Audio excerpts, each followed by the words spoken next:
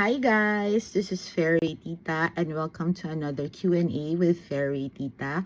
For today's episode, I will be answering a question that's being asked about Fairy Tita. So the question is, do I feel any pressure to remain a newbie golfer in order for me to maintain my relatability as a golf vlogger, or am I secretly grinding to be a single handicapper? So guys, as I've said, what you see is what you get.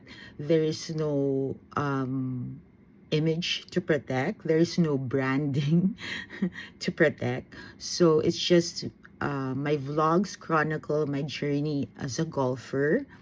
Right now, what is being chronicled is my journey as a 2-year golfer.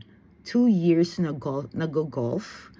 And what you see in the vlogs, if there is an improvement or whatever, then you see it is just it's basically that's what's happening. So it's just I'm just documenting everything that's happening to me in the fairways. So it's not scripted. There's no parang um, manipulation na I should, shank this shot para, my followers would still relate to me. Walang ganun, guys. So, nung sa start ng newbie golfer ako, there was a lot of, shanks or mga because I was a newbie golfer. And as you go through my vlogs from the earlier parts and then until present, so you would see yung aking journey as a golfer. So, hopefully, nag-improve si Fairy Tita along the way. So, and it's not scripted. So, it's really just to document my journey. So kung ano yung nakikita nyo guys, dun sa mga reels ko, it's the same na if we play together. So wala siyang, wala siyang parang sasyank ko siya para maging ano siya, content. It's never been like that. And do I have a pressure to be a single handicapper? Actually guys, I remember when I started, I told myself, my goal is just to be a bogey player.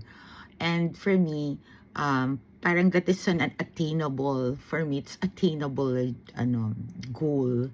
No, I didn't even consider as a goal to be a single handicapper because parang at this point, I know myself and I can assess my skills. Parang it's so hard to be a single handicapper. And when I also played with my friend na single handicapper, parang hindi siya natutuwa pag naglalaro ng golf. Parating mainit yung ulo niya. And parang ako, I didn't want to be like that. So, I was afraid that if I become a single handicapper, and that is there's a big if, okay guys, parang baka maging ganun din ako. So parang there's that fear that I might lose the fun side of playing golf. So my goal is just really to be a bogey player, or to see how far I can go, how far I can improve. Not really aiming to be a single handicapper, but to just enjoying the journey. Whether this journey will end at being a bogey player or being a single handicapper, I will just let it be, diba? Kasi I don't wanna, pressure myself. And I'm just wanna enjoy every moment that I have in the fairway without thinking of all those things like the scores or my handicap. In fact, guys, I said before na when I was starting, I was very conscious of my handicap. It's like checking every other day my handicap. So, and then after a while, guys, parang that's not the point of why I was playing golf. No, it's not about the scores. It was me having fun, enjoying each moment, having fun with my friends, and just enjoying my time. So, after a while, hindi ko na tinitingnan yung handicap ko, guys. So, I just play regular